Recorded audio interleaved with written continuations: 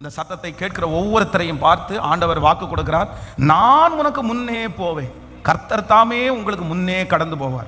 நீங்கள் ஒரு தொழிலை ஆரம்பிக்கலாம், ஒரு குடும்ப வாழ்க்கையை ஆரம்பிக்கலாம், இல்லைன்னா ஒரு படிப்பு காரியத்தை ஆரம்பிக்கலாம், ஏதோ ஒரு காரியத்தை நீங்கள் ஆரம்பிக்கலாம். யார் என் கூட வரப்போறா? யார் என் கூட இருக்க போறா? எங்கள் அம்மா அந்த இடத்துல வர முடியாது, எங்கள் அப்பா அந்த இடத்துல வர முடியாது, என்னுடைய சொந்தக்காரங்க அந்த இடத்துல வர முடியாது. ஆனால் ஆண்டவர் இன்னைக்கு நம்மிடத்துல தெளிவாய ஆண்டவர் வாக்கு கொடுக்கிறார், கர்த்தர் தாமே உனக்கு முன்பாக போகிறவர். ஆண்டவர் உங்க முன்னாடி போவேன் அப்படின்னு கர்த்தர் வாக்கு கொடுக்கிறார். வேதம் சொல்கிறது, நமக்கு முன்பாக ஆண்டவர் ஒரு தூதனை அனுப்புகிறவர். நமக்கு முன்னாடி ஆண்டவர் போகிறவர்.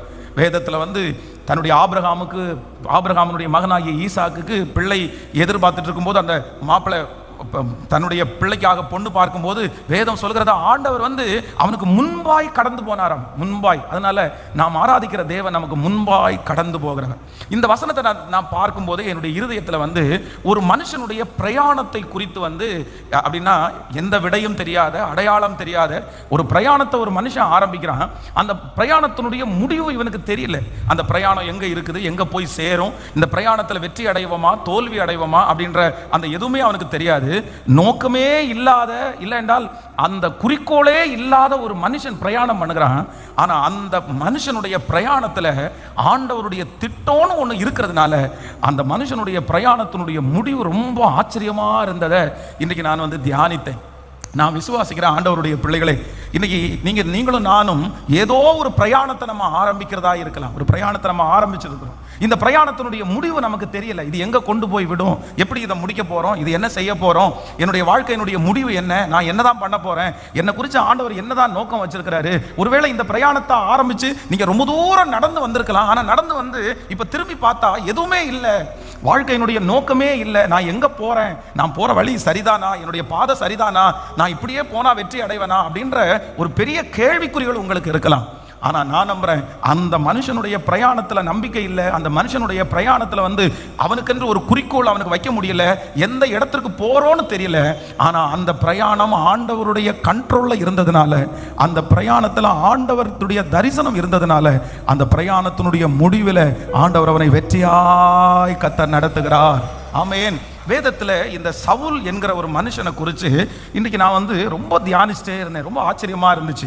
அந்த மனிதன் ஒரு பிரயாணத்தை ஆரம்பிக்கிறான். ஆனா அந்த பிரயாணத்தை ஆரம்பிக்கும் போது அவனுக்கு எதுவுமே தெரியாது. அந்த பிரயாணத்தை ஆரம்பிக்கும் போது அவன் மனசுல நினைக்கிறது என்ன அப்படின்னு சொன்னா, அவனுடைய தகப்பனாராகிய கீஸ், வேதம் சொல்லுகிறது அவனுடைய தகப்பனாராகிய கீஸ் அவனுடைய கழுதைகள் காணாமல் போனது. அப்போ காணாமல் போன தன்னுடைய கழுதைக்காக தன்னுடைய தகப்பனார் என்ன பண்றாருன்னா, எப்பா நம்முடைய கழுதை காணாம போயிருக்குது, இந்த கழுதையை போய் தேடிட்டு வா அப்படின்னு சொல்லி அனுப்புறாரு.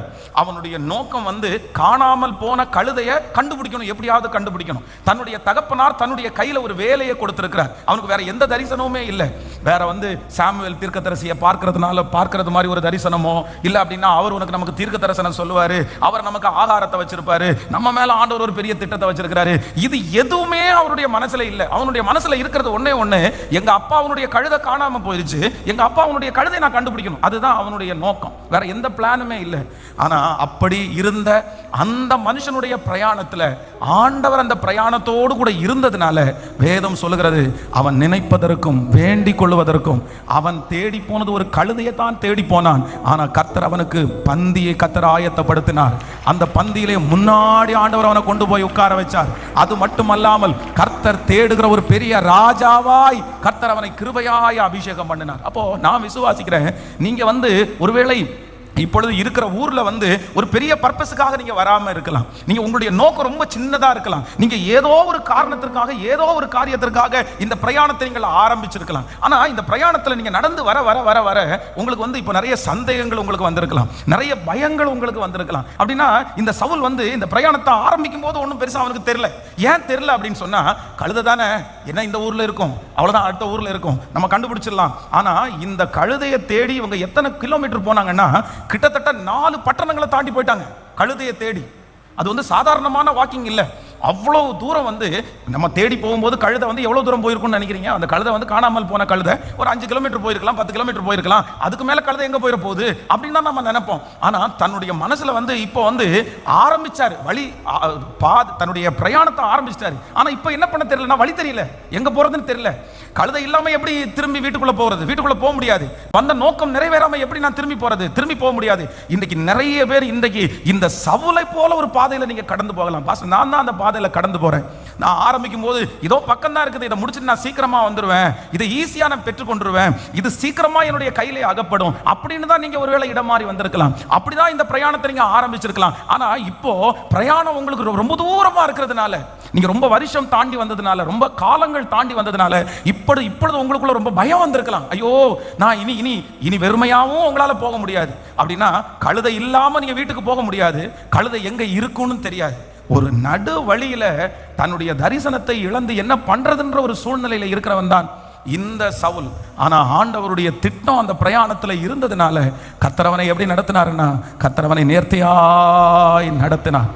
நான் நம்புறேன் உங்களுக்கு என்ன இருக்குதோ இல்லையோ, ஒருவேளை நீங்க துவங்கி பக்கத்துல இருந்து எடுத்துட்டு போலான்னு நினைச்ச அந்த பாதை நீங்க நினைச்சது மாதிரி அமையாம ஒருவேளை இருக்கலாம். இப்போ ரெண்டும் கட்ட நிலைமையில உங்க வாழ்க்கை இருக்கலாம். இந்த சத்தத்தை கேட்கிற யாரோ ஒருத்தர் நீங்க சொல்லலாம், பாஸ்டர் என்னுடைய வாழ்க்கையில ரெண்டும் கட்ட நிலைமையில இருக்குது, எனக்கு ஆத்துல ஒரு கால் சேத்துல ஒரு கால் அந்த மாதிரி இருக்குது, நான் வந்து இங்க கால் வைக்கவா அந்த கால் வைக்கவா, இப்ப இந்த காலை வச்ச காலை எடுக்கவும் முடியாது, திரும்ப வைக்கவும் முடியாது, அப்படிப்பட்ட ஒரு சூழ்நிலையில இருக்கலாம். ஆனா நான் விசுவாசிக்கிறேன், நீங்க பயப்படவே பயப்படாதீங்க. உங்க பிரயாணத்துல ஆண்டவருடைய திட்டம் இருக்குது. உங்க பிரயாணத்தை துவங்கினவர் ஆண்டவர், உங்க பிரயாணத்துல உங்க கூட வருகிறவர் கர்த்தர். அதனால ஆண்டவருடைய திட்டத்துக்குள்ள இந்த பிரயாணம் இருக்கிறதுனால நிச்சயமாய் நீங்கள் திரும்பி போகும்போது வெறுமையாய் போவது இல்லை. நீங்கள் வெறுமையாய் போவதில்லை. நீங்கள் எதிர்பார்த்து கொண்டிருக்கிற அந்த கழுதைகள் உங்களுக்கு அகப்படாவிட்டாலும் நீங்கள் எதிர்பாராத ஒரு பெரிய பொக்கிஷத்தை, உங்களுடைய குடும்பம் எதிர்பாராத ஒரு பெரிய பொக்கிஷத்தை கர்த்தர் உங்களுக்காக வைத்திருக்கிறார். உங்க பிள்ளைக்காக ஆண்டவர் வைத்திருக்கிறார். நம்புறவங்க கரங்களை தட்டி கொண்டே நன்றி ஆண்டவரே. நிறைய பேரிடத்துல ஆண்டவர் தீர்க்க தரிசனமா பேசிட்டே இருக்கிறாரு, நேருக்கு நேரம் ஆண்டவர் பேசிட்டே இருக்கிறாரு. இல்ல, பயப்பட வேண்டாம், கலங்க வேண்டாம். உன்னுடைய பிரயாணத்துல ஆண்டவருடைய திட்டம் இருக்குது. இந்த பட்டணத்தை விட்டு போகிறதுக்கு ஆண்டவருடைய திட்டம் இருக்குது. இந்த இடத்தை விட்டு கர்த்தர் கொண்டு போகிறதுக்கு ஒரு நோக்கம் இருக்கிறது. இயேசுவே, நான் இப்படி ரெண்டு கிட்ட நிலைமையில இருக்கிறேனே யோசிக்க வேண்டாம். ஆண்டவருடைய திட்டம் உங்களை சரியாய் வழி நடத்துகிறது. ஹல்லேலூயா, ஆமென். கர்த்தர் தாமே நமக்கு முன்பாக போகிறவர், நமக்கு முன்பாக போகிறவர். அப்போ ஆண்டவருடைய திட்டம் வந்து இந்த பிரயாணத்துல இருந்ததுனால, இந்த பிரயாணத்தினுடைய தூரம், இந்த ஃபர்ஸ்ட் நம்பர் 1, இந்த பிரயாணத்துல அவனுக்கு இருந்த தரிசனம் வந்து கழுதையை தேட போனது. அவனுடைய தரிசனம் இந்த பிரயாணத்துல ஒரு சின்ன நோக்கத்திற்காக, ஒரு அற்பமான ஒரு காரியத்திற்காக, தன்னுடைய தகப்பனாருடைய ஒரு சின்ன ஆசீர்வாதத்திற்காக தான் இந்த பிரயாணத்தை ஆரம்பிக்கிறாரு. ஆனா அந்த பிரயாணத்தினுடைய முடிவு அவனை எங்க கொண்டு போய் விடுதுன்னா, அவனை கிங் ஆஃப் இஸ்ரேல், அப்படின்னா இஸ்ரவேல்ல ராஜாவாய் அவனை கொண்டு போய் விட்டுருச்சு. அதனால நான் நம்புறேன், சிம்பிளா ஆரம்பிச்ச நிறைய பிரயாணங்கள், குறைவாய் நீங்கள் துவங்கின சில பிரயாணங்களில் ஆண்டவருடைய பெரிய அனுக்கிரகம் இருக்க போகிறது. நீங்க ஜெபம் பண்ணுங்க, ஆண்டவரே என்னுடைய பிரயாணத்துல உங்க திட்டம் வரட்டும், உங்க செயல் நடக்கட்டும், எங்க பிரயாணத்துல நீங்க வந்து இணைஞ்சுக்குங்க, என் தரிசனத்துல நீங்க வந்து இணைஞ்சிருங்கன்னு நீங்க ஜெபம் பண்ணுங்க. நான் நம்புறேன், ஆண்டவருடைய உங்களுடைய பிரயாணத்துல ஆண்டவருடைய திட்டம் இருக்குமானால், நீங்க நோக்கம் சின்னதா இருந்தாலும் உங்களுடைய முடிவு பயங்கரமா இருக்கும், பெரியவையா இருக்கும். இது தீர்க்க தரிசனமான வார்த்தை. ஆண்டவர் நிறைய பேருடைய பிரயாணத்தோடு ஆண்டவர் இணைந்து கொள்ளுகிறார். உங்க வாழ்க்கையோடு ஆண்டவர் இணைந்து கொள்ளுகிறார். அந்த தொழிலோடு ஆண்டவர் இணைந்து கொள்ளுகிறார். அந்த குடும்ப வாழ்க்கையோடு ஆண்டவர் இணைந்து கொள்ளுகிறார். நீ போகிற அந்த ஊர்ல ஆண்டவர் இணைந்து கொள்ளுகிறார். அந்த வேலையில ஆண்டவர் இணைந்து கொள்ளுகிறார். ஹல்லேலூயா. இது சிம்பிளான ஒரு பிரயாணம் அல்ல, இது சாதாரணமான ஒரு பிரயாணம் அல்ல. இதோ 10 வருடங்கள் தாண்டி ஆண்டவருடைய வருகை தாமதிக்குமானால், நீ திரும்பி பார்க்கும் போது உன்னுடைய பிரயாணத்தில் வெகு தூரம் நீ கடந்து வந்திருப்பாய். அந்த பிரயாணத்தில் ஆண்டவர் உன்னோடு கூட இருந்து நடந்து, ஆமென், நீ அறியாததும் உனக்கு எட்டாததுமான பெரிய காரியத்தை எனக்காக செய்கிறவர். ஹல்லேலூயா, ஹல்லேலூயா, ஆமென். ஃபர்ஸ்ட் நம்ம புரிஞ்சுக்க வேண்டிய ஒன்று என்னன்னா, என்னுடைய பிரயாணம் ஆரம்பிக்கும் போது கழுதையை துவங்கிறது, ஆனா முடிவு ராஜாவா என்னை கொண்டு போய் நிறுத்துகிறது. ஆமென். நம்பர் 2, இரண்டாவதாக என்னுடைய பிரயாணம் ஆரம்பிச்சு கொஞ்சம் தூரம் நான் வரும்போது, இப்போ எனக்குள்ளே என்ன வருது அப்படின்னு சொன்னா, நம்ம வந்து ரெண்டுங்கட்ட ஒரு நிலைமையில வந்துட்டோம். ரெண்டுங்கட்ட ஒரு நிலைமையில வந்துட்டோம். ஆமென். அப்படியே இடையில வந்து நின்னுட்டோம். இப்போ முன்னாடி போகிறதற்கு தைரியம் இல்லை, பின்னாடி வர்றதற்கு ஒண்ணுமே இல்லை. சிலர் அப்படிதான் ஊரை விட்டு வரும்போது பெரிய வார்த்தையை பேசிட்டு வருவாங்க. இந்த ஊருக்கு நான் திரும்பி போகும்போது இப்படிதான் நான் போவேன், இந்த மாதிரி இல்லாம நான் போக மாட்டேன் அப்படின்னு பெரிய பெரிய தீர்மானம் எடுத்துட்டு வருவாங்க. ஆனா வந்த இடத்துல எதுவுமே அவங்களுக்கு நடக்காது. எப்படி சவுலுக்கு இந்த கழுதை அகப்படவில்லையோ அதே போல நிறைய பேருக்கு அவங்க நினைச்சது எதுவுமே அகப்படாது, அவங்க நினைச்சது மாதிரி எதுவுமே நடக்காது. இப்போ எப்படி நான் வெறுமையா திரும்பி ஊருக்கு போவேன், எப்படி நான் அசிங்கப்படுவேன் அப்படின்ற ஒரு பெரிய குழப்பம் அவங்களுக்குள்ள ஓடிட்டே இருக்கும். யார் அப்படிப்பட்ட சூழ்நிலையில இருந்தாலும் ஆண்டவர் இன்னைக்கு நேருக்கு நேர் உங்களுக்கு பேசுகிறார். இல்ல, உங்க பிரயாணத்துல உங்களுக்கு தெரியாமலே ஆண்டவருடைய ஒரு பெரிய திட்டம் இருக்கிறது இருக்குது. ஹல்லேலூயா. வேதம் சொல்கிறது, நீ அறியாததும் உனக்கு எட்டாதது. ஆமென். நம்ம ஜெபிக்க வேண்டியது ஒண்ணே ஒண்ணு. முழங்கால் யுத்த ஜெபத்தில் உங்க பிள்ளைகளுக்காக ஜெபிக்கிறீர்களா? என் பிள்ளையினுடைய பிரயாணத்துல நீங்க இருக்கணும் ஆண்டவரே, உங்க திட்டம் இருக்கணும் ஆண்டவரே. உங்களுக்காக நீங்க ஜெபிக்கிறீர்களா? வேற ஒன்றும் வேண்டாம், எதுவுமே தெரியலனாலும் பரவாயில்ல. அப்படின்னா நான் என்ன பண்ண போறேன்னு எனக்கு தெரியல, என்ன வேலைக்கு போறேன்னு எனக்கு தெரியல, அதெல்லாம் நீங்க குழம்பாதீங்க. என்ன ஜெபம் பண்ணுங்க அப்படின்னு சொன்னா, ஆண்டவரே என் பிரயாணத்தை இந்த உலகத்துல நான் ஆரம்பிச்சிட்டேன், ஆனா எனக்கு என்ன பண்ணணும்னு எனக்கு தெரியல, ஆனா உங்க திட்டம் என் பிரயாணத்துல இருந்தா போதுமானது. வேதம் சொல்கிறது, நான் உனக்கு போதித்து நீ நடக்க வேண்டிய வழியை உனக்கு காட்டுவேன், உன்மேல் என் கண்ணை வைத்து உனக்கு ஆலோசனை. நான் திரும்பி பார்க்கும்போது நான் நினைக்கிறேன், நான் திட்டம் போட்டு இந்த ஊருக்கு வரல, திட்டம் போட்டு இந்த ஊழியத்தை ஆரம்பிக்கல.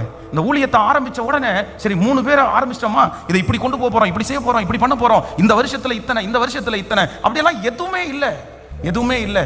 அந்த மாதிரி நினைச்சதும் எதுவுமே நடக்கவும் இல்லை. ஆனா நான் ஒண்ணு இன்னைக்கு 100க்கு 100% என்ன நம்புறேன் அப்படின்னு சொன்னா, இந்த பிரயாணத்தை துவங்கும் போது எனக்கு அறிவு இருக்கோ இல்லையோ, எனக்கு திட்டம் இருக்கோ இல்லையோ, இந்த பிரயாணத்துல அவர் என் கூட இருந்ததுனால சரியாய் நடத்தி இருக்கிறார். அந்தந்த டைம்ல வாசல்கள் திறந்துருச்சு, அந்தந்த டைம்ல மனிதர்களை ஆண்டவர் கொண்டு வந்தார், அந்தந்த டைம்ல எல்லா மிராக்கிள்ஸும் அப்பப்போ அந்தந்த டைம் என்னென்ன நடக்கணுமோ, அந்தந்த வருஷம் என்ன நடக்கணுமோ அது எல்லாவற்றையும் அவர் ஒருவர் நேர்த்தியாய் செய்தார். அதனால யாரோ ஒருத்தர் இந்த ஜெபத்தில் குழம்பி போய் வந்திருக்கலாம். நீங்கள் ஜெபிக்க வேண்டிய ஒரே ஜெப குறிப்பு ஒன்றும் இல்லை, இயேசுவே என்னுடைய பிரயாணத்தை நான் துவங்கிட்டேன், பட் எனக்கு என்ன பண்ணுறது எனக்கு தெரியல, ஆனால் இப்போ நான் ஒன்று ஜெபிக்கிறேன், உங்கள் திட்டம் மட்டும். அதான் நான் ஏற்கனவே சொல்லியிருக்கிறேன். ஒருவேளை இந்த சவுல் நடந்து போறான் பாருங்களேன். இப்போ தன்னுடைய தகப்பனாரை விட்டு தன்னுடைய கழுதையை தேடி கிட்டத்தட்ட ஒரு பட்டணத்தை முடிச்சுட்டு அடுத்த பட்டணத்தை முடிச்சு அடுத்த பட்டணம் போகும்போது நிறைய பேர் என்ன நினைப்பாங்க அப்படின்னு சொன்னா, ஏண்டா நீ என்ன ஏதோ புத்தி சுவாதீனம் இல்லாதவனாடா, நீ இப்படி ஒரு கழுதைக்காக இப்படி இப்போ ஒரு 10 கிலோமீட்டர் போனா கூட பரவாயில்ல, நீ திரும்பி வந்துட வேண்டாம், நீ 4 பட்டணம் நடந்து போற, இவ்வளவு தூரம் நடந்து போற. ஒருவேளை மேலே ஏதாவது கேமரா வச்சுட்டு இந்த சவுல் எங்க நடந்து போறான் அப்படின்னு சொல்லி பார்த்தா, அந்த கேமரா வச்சு பார்க்கும்போது கழுதை எங்க இருக்குன்னு அவங்களுக்கு தெரியும், சவுல் எங்க இருக்குன்னு தெரியும். 2 பேரையும் மேலே ஒரு சேட்டலைட் வச்சு பார்க்குறாங்கன்னு வச்சுங்களேன். அப்படி பார்த்தா 2ஐயும் பார்க்குறாங்க. ஒரு பக்கத்தில் கழுதை இருக்குது, இன்னொரு பக்கத்தில் சவுல் கழுதையை தேடி நடந்துட்டு இருக்கிறான். அந்த சேட்டலைட்லயோ இல்லைன்னா அந்த கேமரா வச்சு பார்க்குறவன் என்ன நினைப்பாங்கன்னு சொல்றீங்க? ஏய் நீ தப்பா போற, நீ எப்படி போற, நீ தப்பா போற, கழுதை பின்னாடி இருக்குது, நீ முன்னாடி நடந்து போறப்பா, அவ்வளவு தூரம் கழுதை போகவே இல்லை, உனக்கு அறிவில்லை, உனக்கு தெரியாது, இவ்வளவு தூரம் போகணும் நீ நினைச்சிட்டியா அப்படின்னு அவங்க திட்டுவாங்க. அவங்க எல்லாருடைய பார்வைக்கும் சவுல் எந்த ரூட்ல போறாருன்னா தப்பான ரூட்ல தான் போறாரு, சரியில்லாத ரூட்ல தான் போறாரு, அவனுக்கு தெரியாத பாதையில தான் போறாரு. ஆனா ஆண்டவர் ஒரே ஒருத்தருக்கு மட்டும்தான் தெரியும், இல்ல சவுல் சரியான பாதையில தான் நடந்து வந்துட்டு இருக்கிறான். சவுலை கிளம்ப பண்ணினது கழுதைக்காக அல்ல, சவுலை புறப்பட பண்ணினது கழுதைக்காக அல்ல. அவன் மேல ஆண்டவர் வச்சிருக்கிற திட்டம் வேற ஒரு திட்டம், உங்க பிள்ளை மேல ஆண்டவர் வச்சிருக்கிற திட்டம் வேற ஒரு திட்டம், மகன் மேல மகள் மேல குடும்பத்தின் மேல ஆண்டவர் வச்சிருக்கிற திட்டம் ஒரு மேலான திட்டம், பெரிய திட்டம். ஐயோ என் பிள்ளை இப்படிப்பட்ட ஒரு பாதையில போகுது, என் பிள்ளை இப்படிப்பட்ட ஒரு பாதையில பிரயாணம் பண்றானே, அந்த பாதைக்கும் என் பிள்ளைக்கும் சம்பந்தமே இல்லை. வாலிப தம்பி தங்கச்சி, நீ ஒருவேளை இப்படிப்பட்ட சூழ்நிலையில் இந்த சத்தத்தை கேட்டுக்கொண்டு இருக்கலாம். நிறைய பேர் உன்னை பார்க்குறவங்க அப்படிதான் சொல்றாங்க, நீ தப்பான டைரக்ஷன்ல போற, நீ சரியான பாதையில நீ போகல. யார் உன்னை பார்த்தாலும் அப்படிதான் சொல்லுவாங்க, நீ தப்பான இடத்துக்கு போற. நீ போனது ஒண்ணு இருக்குது, நீ படிச்சது ஒண்ணு, நீ இப்ப போறது ஒண்ணு, நீ மனசுல நினைச்சது ஒண்ணு, இப்ப நீ போயிட்டு இருக்கிறது ஒண்ணு. நீங்களும் நினைக்கிறீங்க, ஆண்டவரே நான் தடுமாறிட்டேனோ, நான் எனக்கல்லாத ஒரு பாதையில நான் கடந்து போறேனோ. ஆனா ஆண்டவர் மட்டும் இன்றைக்கு அந்த சவுலுடைய பாதையில கர்த்தர் இருந்த அந்த தேவன் இன்றைக்கு உங்க கரத்தை பிடிச்சு கர்த்தர் வாக்கு கொடுக்கிறாரு. என் திட்டத்துக்குள்ள நீ இருக்கிறதுனால, என் கண்ணுக்குள்ள நீ இருக்கிறதுனால, என் கைக்குள்ள நீ அடங்கி இருக்கிறதுனால நீ கண்டிப்பாக பாதை தடுமாறுறதற்கு உன்னை நான் விட மாட்டேன். நம்புறவங்க நல்ல கரங்களை மேல தட்டி, முழு பலத்தோட கரங்களை தட்டி எஸ் எஸ், அந்த பிள்ளை தடுமாற முடியாது. சரியான இடத்துல சரியான நேரத்தில் கொண்டு போகிறதற்கு என் கர்த்தர் வல்லவர், என் தேவன் நல்லவரா இருக்கிறார். ஹல்லேலூயா, ஆமென் ஆமென். அநேகருடைய பார்வைக்கு, ஏன் உங்க பார்வைக்கே உங்களுடைய பிரயாணம் வந்து ஒருவேளை ஒரு ராங் ரூட் மாதிரி தெரியலாம், நான் வந்து இந்த ஃபேமிலியை நான் சூஸ் பண்ணியிருக்க கூடாது, நான் இங்கே போயிருக்க கூடாது, இந்த வேலையில் நான் போயிருக்க கூடாது, இந்த ஃபீல்டில் நான் தெரிஞ்சிருக்க கூடாது. நிறைய தடுமாற்றங்கள், நிறைய எண்ணங்கள் உங்களுக்குள்ள இருக்கலாம். யார் சொன்னா? ஆண்டவர் சொல்கிறார், உன் நினைவுகள் என் நினைவுகள் அல்ல, உங்க வழிகள் ஆண்டவருடைய வழிகள் அல்ல. நமக்கு தெரிஞ்ச வழி சின்ன வழி, ஆனால் அவருக்கு தெரிஞ்ச வழி விசாலமானது. ஹல்லேலூயா. ஸோ பசிச்சு, ரொம்ப பசியோட போகிறான், களைச்சு போய் தேடி தேடி தேடி தேடி தேடி சோர்ந்து போய் போகிறான். போன உடனே வீட்டில் காலடி எடுத்து வச்சோன்னே அவன் கேட்க வந்ததே வேற. அங்கேருந்து ஒரு சத்தம் வந்துச்சு, வாப்பா வாப்பா வாப்பா, ஒன்னதான்ப்பா நான் எதிர்பார்த்துட்டு இருக்கிறேன். நான் மட்டும் இல்லைப்பா, முழு இஸ்ரவேலும் ஒன்னதாப்பா எதிர்பார்க்குது. இஸ்ரவேலை விடு, ராஜாதி ராஜாவாகிய தேவனே ஒன்னதாப்பா எதிர்பார்த்துட்டு இருக்கிறாரு. இப்போ அந்த வாசல்ல காலடி எடுத்து வச்ச உடனே அவனுக்கு ஒரு நியூஸ் வருது, நீ சரியான இடத்துக்கு தான்ப்பா வந்திருக்கிற, நீ ரைட்டான இடத்துக்கு தான்ப்பா வந்திருக்கிற. கழுது அகப்பட்டுருச்சு, உனக்கு நான் கொடுக்க வேண்டியதை இங்கே கொடுப்பேன்னு கர்த்தர் வாக்கு கொடுத்தார். நான் நம்புறேன், சீக்கிரமாய், துரிதமாய், வெகு சீக்கிரமாய், சில நாட்களுக்குள்ளாய், சில மாதங்களுக்குள்ளாய், சில வருடங்களுக்குள்ளாகவே இந்த சத்தத்தை கேட்குற நிறைய பேர், நீங்கள் ஒரு வாசல்ல காலடி எடுத்து வைப்பீங்க, அங்கே இருந்து ஒரு குரல் உங்களுக்கு கேட்கும். அந்த குரல் உங்களுக்கு சொல்லும், இதுவரையிலும் தடுமாறி கொண்டு நீ வந்த, இதுவரையிலும் வேதனையோட நீ வந்த, இதுவரையிலும் நிலை தடுமாறி போனாய், இதுவரையிலும் நம்பிக்கையற்று வந்தாய், இதுவரையிலும் எங்க போறோம் என்ன பண்றோம்னு எதுவுமே தெரியாம வந்திருக்கிற. ஆனா உங்க கண்களுக்கு முன்பாக கர்த்தர் வாக்கு கொடுக்கிறார், நீங்க போய் காலடி எடுத்து வச்ச உடனே நம்புவீங்க, இல்ல ஆண்டவர் சரியான இடத்துல தான் என்ன கொண்டு வந்திருக்கிறாரு, ஆண்டவர் இந்த இடத்துல என்ன கொண்டு வந்ததுக்கு ஒரு நோக்கம் உண்டு, கர்த்தர் சரியான பட்டணத்துக்கு தான் என்ன கொண்டு வந்திருக்கிறாரு. ஹல்லேலூயா. அதை உங்களுடைய கண்கள் காணும், நிச்சயமாய் காண பண்ணுகிறவர். ஹல்லேலூயா. ஸோ இந்த சம்பவத்தை வந்து நான் தியானித்து கொண்டே இருக்கும்போது சில காரியங்கள் வந்து இந்த பிரயாணத்தில் வந்து எனக்கு சில காரியங்கள் ரொம்ப ஆச்சரியமாக இருந்துச்சு. வாசிக்கலாம், அந்த வசனத்தை எடுத்து வாசிக்கலாம். 1 சாமுவேல் 9ஆம் அதிகாரத்தில் எடுத்துக்கொள்ளலாம். 9ஆம் அதிகாரம், ஸ்தோத்திரம், 8வது வசனத்தை வாசிக்கலாமா? 1 சாமுவேல் 9ஆம் அதிகாரத்தினுடைய 8வது வசனத்தை வாசிக்கலாம். அந்த வேலைக்காரன் பின்னும் சவுலை பார்த்து, இதோ என் கையில் இன்னும் காச்சேக்கல் வெள்ளி இருக்கிறது, தேவனுடைய மனுஷன் நமக்கு நம்முடைய வழியை அறிவிக்கும்படி அதை அவருக்கு கொடுப்பேன் என்றார். நல்லா கவனிச்சுங்க, இன்னொரு விஷயம் கூட வாசிக்கலாமா? அந்த வசனத்தை வாசிக்கலாம். அந்த வேலைக்காரன் பின்னும் சவுலை பார்த்து, இதோ என்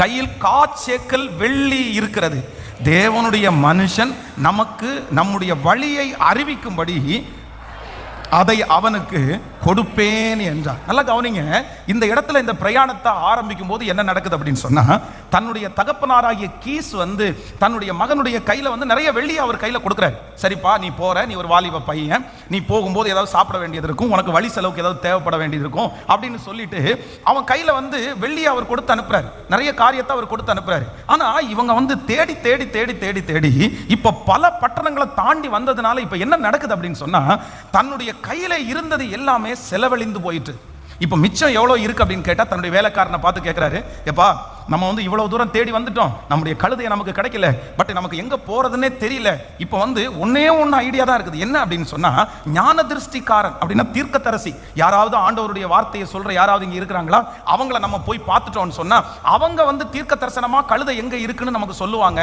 அப்படின்னு தன்னுடைய வேலைக்காரனை பார்த்து என்ன இருக்குன்னு கேட்கும்போது அந்த மனுஷன் என்ன சொல்றான் அப்படின்னு சொன்னா, என்னுடைய கையில கால் சேக்கல் வெள்ளி இருக்கிறது. இந்த கால் சேக்கல் அப்படின்னா என்ன அப்படின்னா 2.85 அப்படின்னா 2 கிராம் வச்சுக்கலாம், 2.8 கிராம். அந்த 250 கிராம் அப்படின்றது தான் ஒரு மிகப்பெரிய, அது வந்து வெயிட், அது வந்து 1/4 கிலோ அப்படின்னு வச்சுங்களேன். இந்த மனுஷனுடைய கையில இருக்கிறது எவ்வளவு இருக்குன்னா வெறும் 2 கிராம் தான் இருக்குது, அதுவும் வெள்ளி தான் அவன் கையில இருக்குது, கொஞ்சமா இருக்குது. ஸோ இந்த கொஞ்சத்தை இப்போ எடுத்துட்டு எங்க போறாங்க அப்படின்னு சொன்னா, சரி நம்ம வந்து ஒரு தீர்க்கதரிசியை பார்த்து ஒரு காரியத்தை சொல்ற ஒரு மனுஷனை பார்த்தா அவர் கையில கொடுத்துருவோம், இந்த நம்ம வெறுங்கையா போகக்கூடாது, அந்த மனுஷனுக்கு ஒரு காணிக்கையை கொடுத்துட்டு நம்ம ஜெபம் பண்ணி ஆலோசனையை கேட்டுட்டு வரலாம் அப்படின்னு கிளம்பி போறாங்க.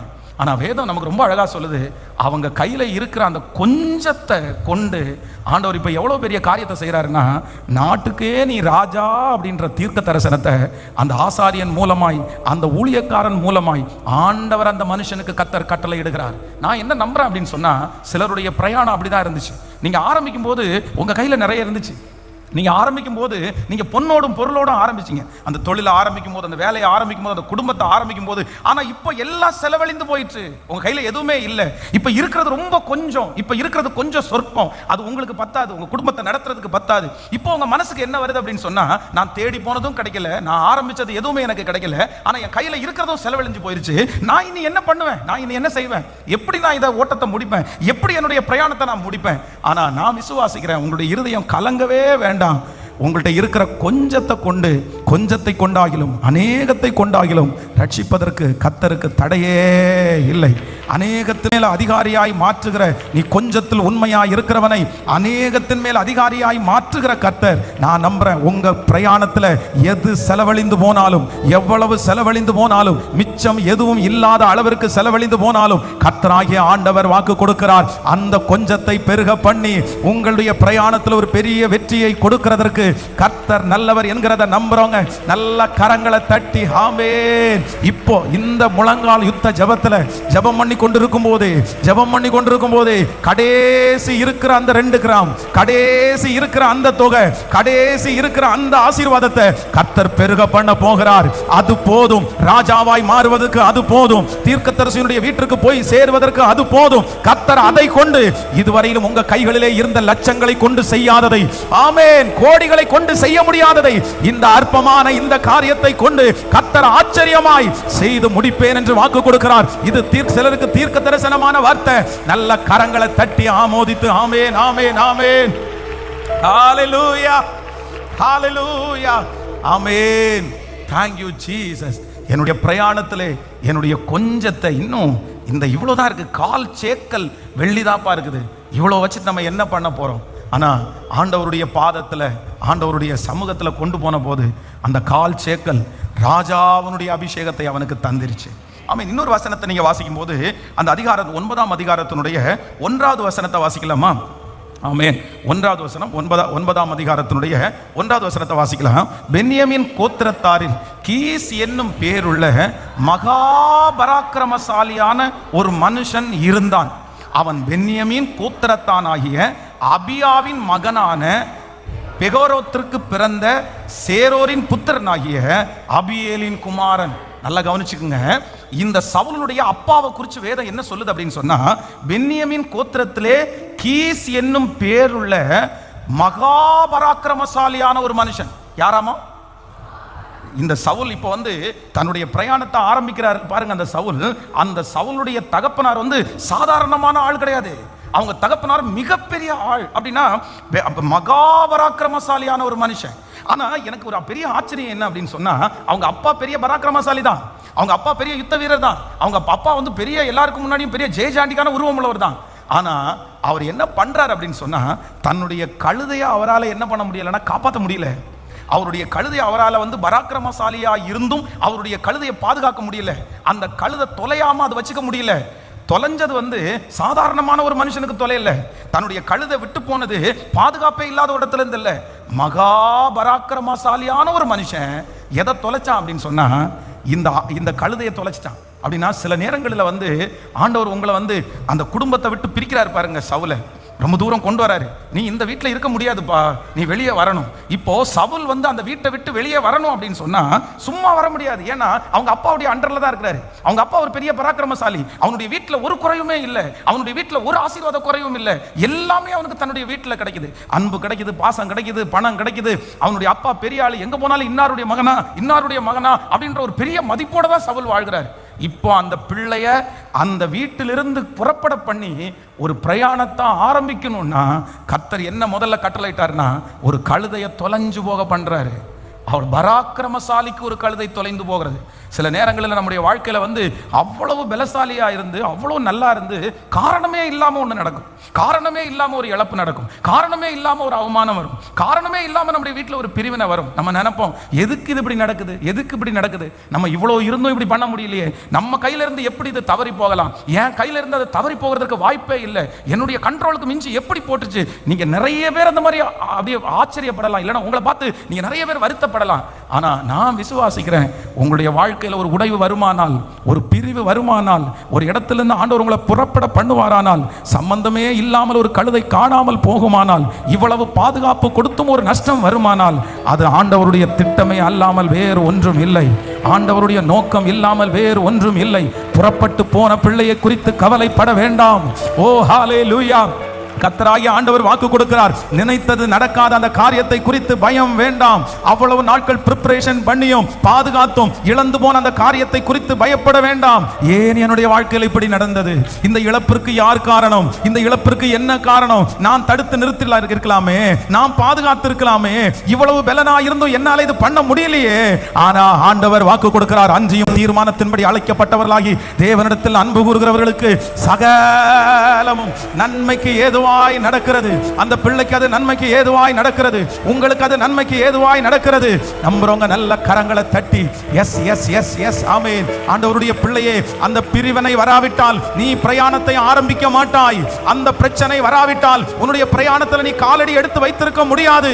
அந்த மனுஷன் கைவிட்டது நல்லது, அந்த மனுஷன் நோ சொன்னது நல்லது, அந்த இடத்திலிருந்து கர்த்தரை வெளியே கொண்டு வந்தது நல்லது, அந்த மனுஷனுக்கு அந்த ஆபத்து வந்தது நல்லது. காரணம், உங்க மேல காட் பிளான், ஆண்டவருடைய பெரிய திட்டம் இருக்கிறதுனால தான் அந்த இடத்துல கர்த்தர் உன்னை வச்சிருக்கல. அந்த இடத்துல இருந்து ஆண்டவர் உன்னை பிரயாணத்தை ஆரம்பிச்சதுக்கு ஒரு பெரிய நோக்கத்தை கர்த்தர் வைத்திருக்கிறார்.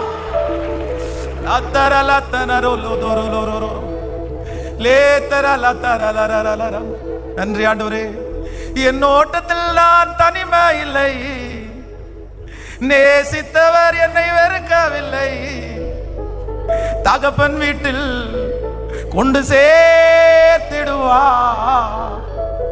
தகப்பன் வீட்டில் கொண்டு சேர்த்திடுவா, நம்புவேன் இறுதி வரை, நம்புவேன் இறுதி.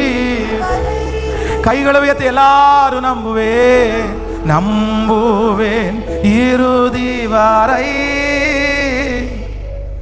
நம்புவேன் இறுதி வரை.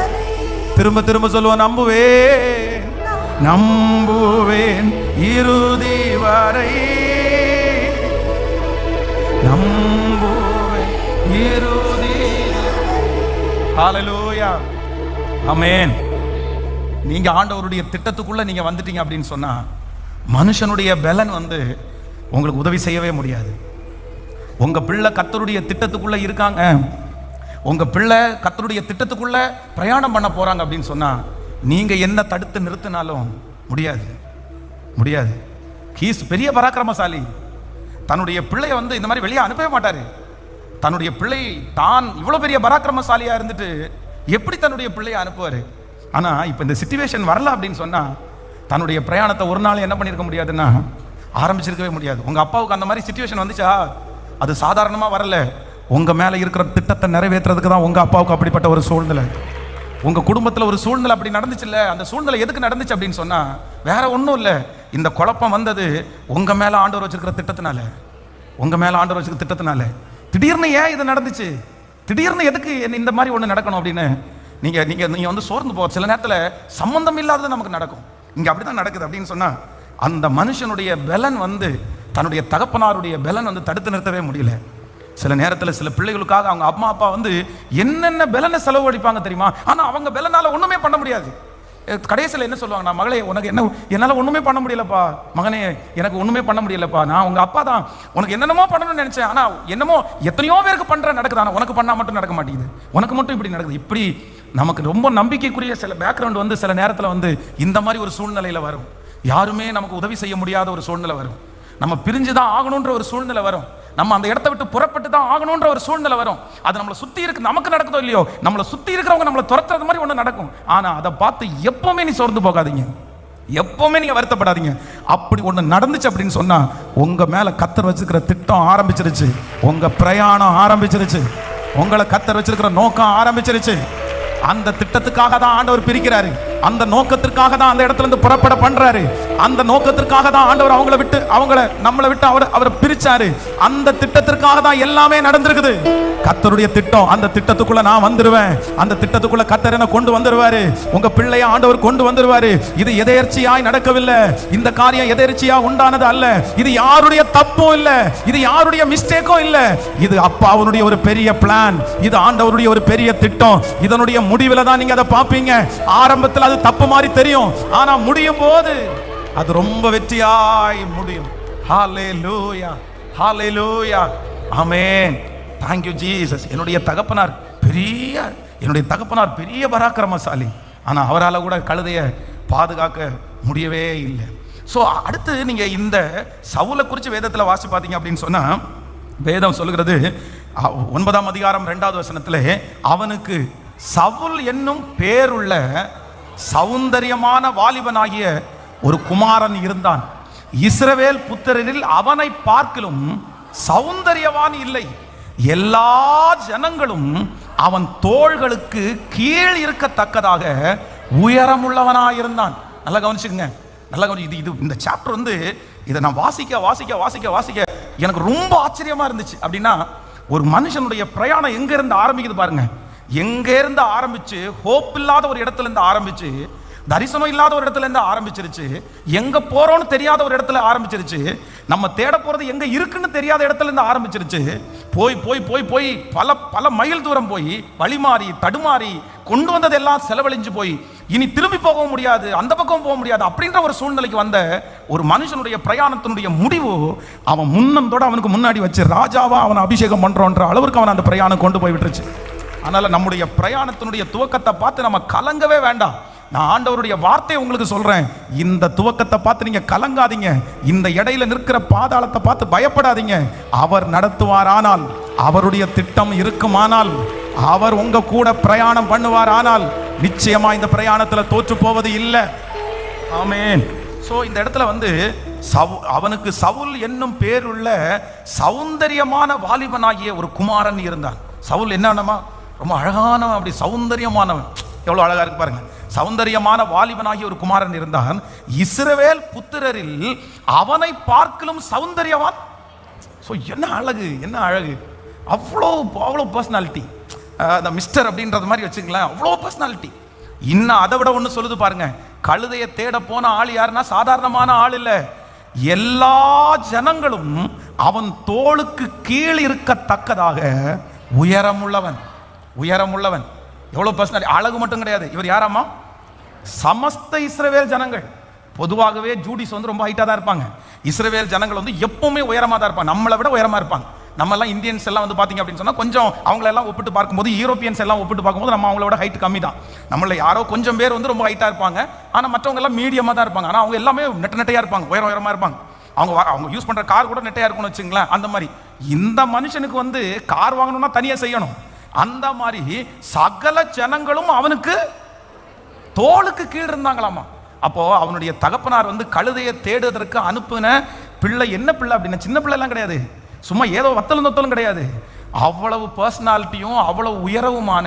அப்போ அவங்க அப்பா என்ன நோக்கத்தோட அனுப்பியிருப்பாருன்னா, டேய் நீ அப்படியே கண்ணை வச்சு பார்த்தாலே என்ன பண்ணும் சொல்லுங்களேன். நம்ம நிறைய பேர் வந்து பார்க்கணுன்னாலே சேரை போட்டு தான் நம்ம பார்க்கணும். ஆனா சவுல் எப்படி பார்த்தா போதும்னா, நின்று பார்த்தா அவ்வளோ தூரத்திற்கு என்ன நடந்தாலும் அவனுக்கு தெரியும். நம்ம கண்டுபிடிக்காதெல்லாம் அவர் கண்டுபிடிச்சிருவாரு, நமக்கு பார்க்க முடியாதெல்லாம் அவர் பார்த்துருவாரு. ஆனா அவ்வளவு டேலண்ட் உள்ள பர்சனால எதை கண்டுபிடிக்க முடியலன்னா, தான் தேடி போன கழுதையை கண்டுபிடிக்க முடியல. ஏன் அப்படின்னா, அவன் மேல ஆண்டவர் வச்சிருந்த நோக்கம் கழுதையை தேடி இல்லை, உன்னை கழுதையை பிடிக்கிறதுக்கு அது நானே கொண்டு வந்து கொடுத்துருவேன், நீ தேடி வந்த பர்பஸை நான் உனக்கு செஞ்சிருவேன். ஆனா உன் மேல நான் வச்சிருக்கிற திட்டம், நீ கழுதையை தேடுகிறவன் அல்ல, நீ ராஜாவாய் நிற்கும்படியாய். சில நேரத்தில் நீங்க தேடி போனது உங்களுக்கு அகப்படாது.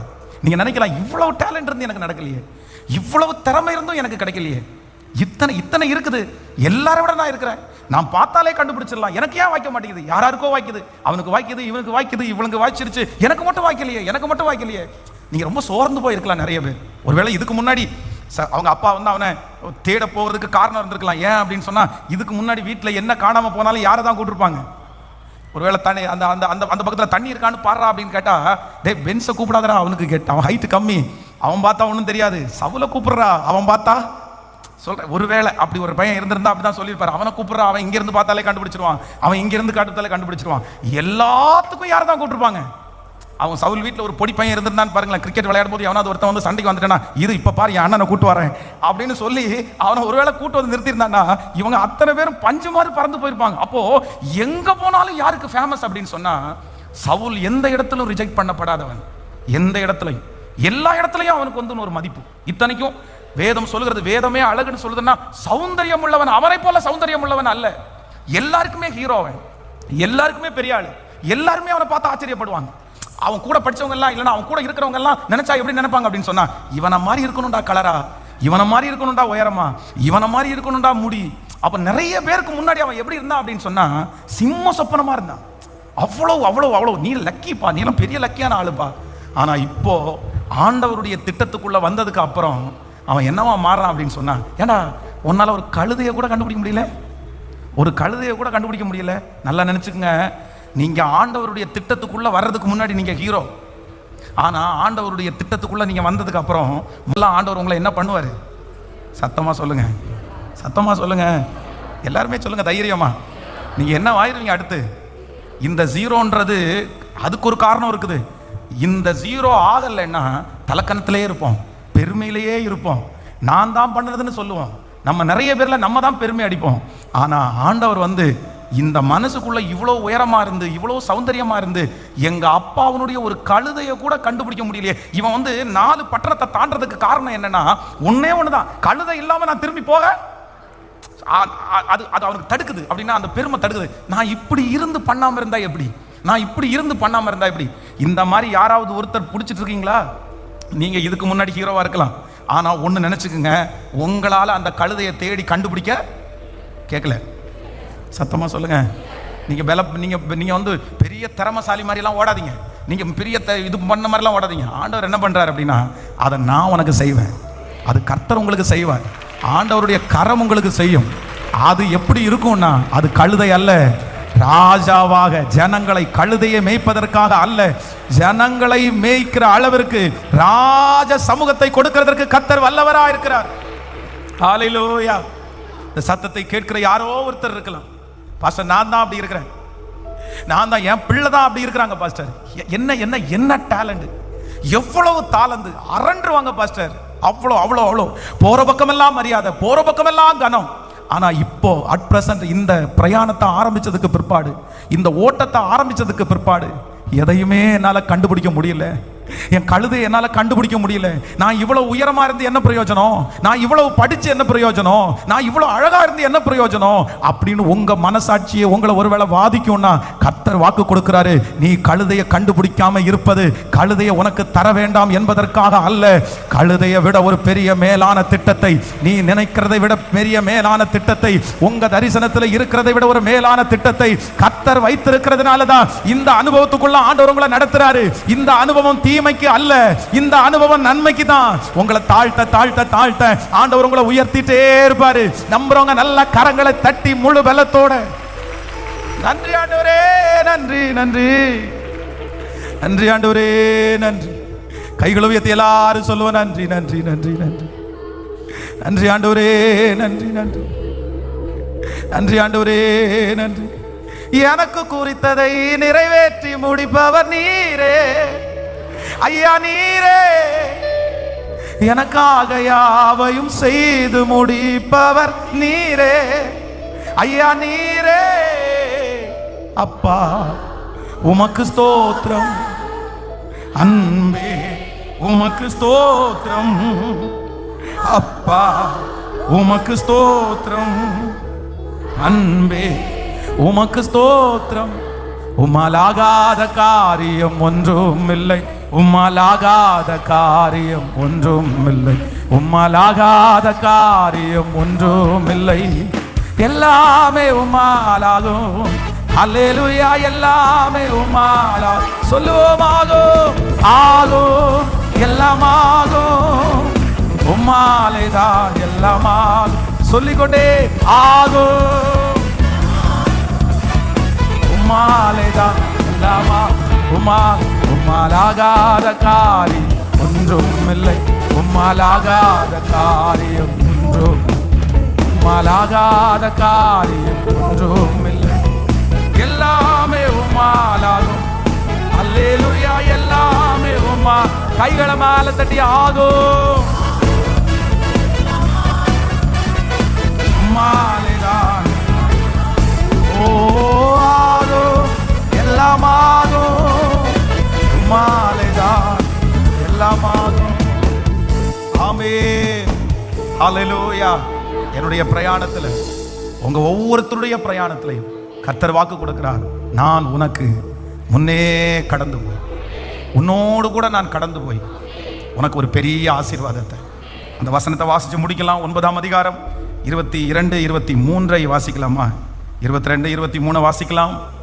சாமுவேல் சவுலையும் அவன் வேலைக்காரனையும் போஜன சாலைக்குள்ளே அழைத்து கொண்டு போய் அவர்களை அழைக்கப்பட்டவர்களுக்குள்ளே தலைமையான இடத்திலே வைத்தான்.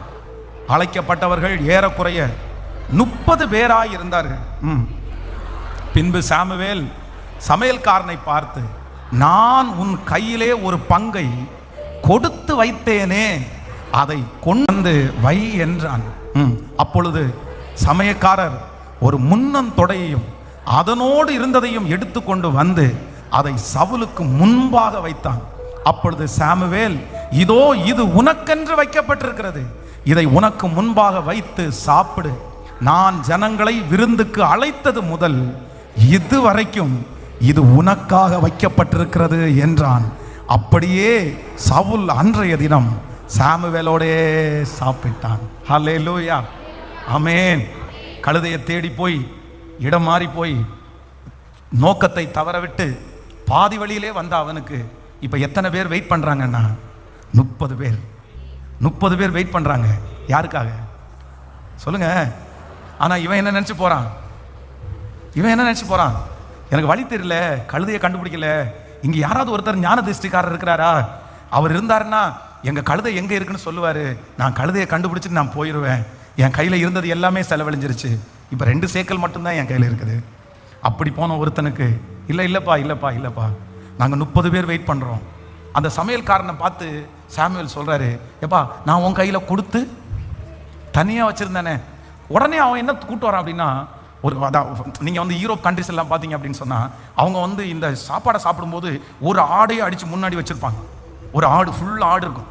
இல்லைன்னா ஒரு பெரிய தொடை அப்படியே வச்சுருக்கும். அது அவங்களுடைய பெரிய ஃபெஸ்டிவல். அது அவங்களுக்கு ஒரு பெரிய சந்தோஷம். பிச்சு சாப்பிடுவாங்க. இப்போது இவன் ஒரே ஒருத்தனுக்கு என்ன இருக்குன்னா, அப்படியே ஒரு முன்னம் கால் தொடை, அப்படியே ஒரு லெக் பீஸ். அது எது? ஆடோட. அவ்வளோ பெருசு. யாருக்காக வெயிட் பண்ணிட்டு இருந்தது? இத்தனை பேரும் பசியோடு இருக்காங்கப்பா. நீ ஒருத்தன் வந்து சேர்ற வரைக்கும், ராஜா வந்து சேர்ற வரைக்கும், தலைவன் வந்து சேர்ற வரைக்கும் உனக்காக இந்த 30 பேரும் காத்துட்டே இருப்பாங்க. நான் உங்கள் எல்லாரையும் பிளஸ் பண்ணுறேன். இந்த முதல் நாள் இந்த முழங்கால் யுத்த ஜபத்தில் நான் உங்கள் எல்லாரையும் ஆசீர்வதிக்கிறேன். நிறைய பேருடைய பிரயாணத்தில் கர்த்தர் வாக்கு கொடுக்குறார். இந்த பிரயாணத்தில் யார் உன் கூட இருக்கிறாரோ இல்லையோ, கர்த்தர் உங்கள் கூட இந்த பிரயாணத்தில் இருக்கிறார். இந்த பிரயாணத்தில் உங்களுக்கு ஒருவேளை ஒன்றும் தெரியாமல் இருக்கலாம்.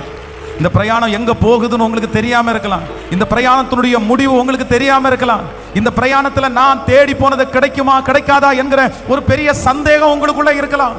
இந்த பிரயாணத்தில் நான் ஒன்றும் இல்லாமல் போயிடுவேனோன்னு நீங்கள் நினைக்கலாம்.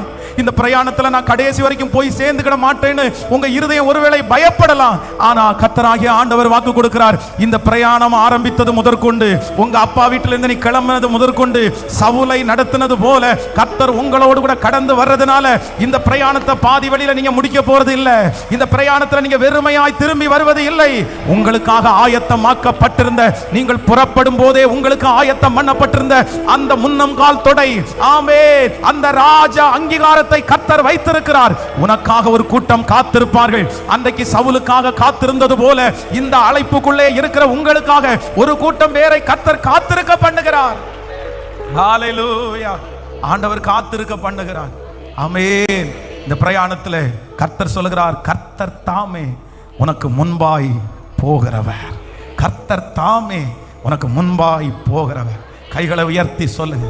வேற ஒன்றும் வேண்டாம், வேற ஒன்றும் வேண்டாம். இந்த திட்டத்தில், இந்த பிரயாணத்தில் எனக்கு நடக்க தெரியாது. எனக்கு எவ்வளவு பலன் இருந்தும் என்னால் தாண்ட தெரியாது. நான் என் வீட்டில் இருக்கும்போது உயரம் உள்ளவன் தான். நான் என் குடும்பத்தில் இருக்கும்போது பெரிய சாட்சி உள்ளவன் தான். ஆனால் எனக்கு எதுவுமே தெரியல ஆண்டவரே. ஆனால் ஒன்று மட்டும் நான் கேட்குறேன், இந்த பிரயாணத்தில் நீர் என் கூட இருங்க ஆண்டவரேன்னு மட்டும் கேளுங்க. கேளுங்க அப்பா. பார்த்து சத்தத்தை உயர்த்தி எல்லாரும் ஆண்டவரத்தில் கேளுங்க. அப்பா, என் பிள்ளையினுடைய பிரயாணத்தில் நீங்க கூட இருந்தா போதும். கர்த்தர் தாமே உனக்கு முன்பாக போகிறவர். நன்றி அப்பா, நன்றி ஆண்டவரே. நீங்க ஜெபிக்க ஜெபிக்க வேற ஒண்ணும் வேண்டாம் ஆண்டவரே, நீங்க கூட வந்தா போதும்பா. நீங்க சொல்லுங்க, முழு பலத்தோட சொல்லுங்க, இயேசுவே நன்றி அப்பா, நன்றி அப்பா, நன்றி அப்பா, நன்றி அப்பா. சொல்ல சொல்ல அந்த மகிமை மகிமை மகிமை மகிமை சொல்லட்டும். அப்பா ஆண்டவரே, எங்க பிரயாணத்துல நீங்க வாங்க, என் பிள்ளையினுடைய பிரயாணத்துல நீங்க வந்துருங்கப்பா.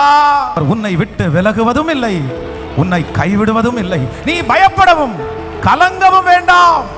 கர்த்தர் தாமே உனக்கு முன்பாக போகிறவர். அவர் உன்னோடே இருப்பார். அவர் உன்னை விட்டு விலகுவதும் இல்லை, உன்னை கைவிடுவதும் இல்லை. நீ பயப்படவும் கலங்கவும் வேண்டாம். இந்த வார்த்தைக்காக நன்றி அப்பா. இந்த முதல் நாள் நீர் எங்களோடு பேசினதற்காக நன்றி அப்பா. எங்க பிரயாணத்தில் நீர் இருக்கிறதற்காக நன்றி அப்பா. அர்த்தமே தெரியாத, நோக்கமே புரியாத, தடுமாற்றத்தோடு இருக்கிற, பாதி வழியிலே திரும்பி வெறுமையாய் வந்துருவோமோன்னு நினைக்கிற ஒவ்வொருத்தருடைய பிரயாணத்திலையும், ஒவ்வொரு தகப்பன் தாய் பிள்ளைகளுடைய பிரயாணத்திலையும் கர்த்தர் கூட இருந்து அழைத்தவர், கரம் பிடித்தவர், ஆரம்பித்தவர், துவங்க பண்ணினவர். அந்த ராஜா என்கிற மணி மூடி சூடுகிற வரைக்கும், தலை மேல் அந்த கிரீடம் வைக்கப்படுகிற வரைக்கும் உங்க நன்மையும் கிருபையும் தொடர்ந்து கர்த்தர் தாமே உனக்கு முன்பாய் போகிறவர். அவர் உன்னோடு இருப்பார் என்கிற வாக்குத்தத்தத்தை நிறைவேற்றுகிறதற்காக நன்றி அப்பா. இந்த முழங்கால் யுத்த ஜெபத்தில் எங்க பிள்ளைங்க என்ன காரியத்திற்காக ஜெபிக்கிறார்களோ அந்த காரியத்தில் ஒரு அற்புதம் நடப்பதாக, ஒரு அதிசயம் உண்டாவதாக ராஜா. தடைகள் இயேசுவின் நாமத்தினால உடைவதாக ராஜா. நெடுநாட்கள் அவர்கள் காத்திருக்கிற காரியம் இந்த 3 நாட்கள் ஜெபம் முடியும் போது அந்த அற்புதம் நடக்கட்டும். 3ஆம் நாளிலே நீர் உயிரோடு எழுந்தீர். 3ஆம் நாளிலே பார்வோன் அவனுடைய தலையை உயர்த்தினான். அப்படி இந்த 3 நாளைக்குள்ள மிராக்கிள்ஸ் நடந்துட்டே இருக்கட்டும்பா. நன்றி அப்பா. உங்க பாதத்திலே எங்களை முழுவதுமாய் சமர்ப்பிக்கிறோம்.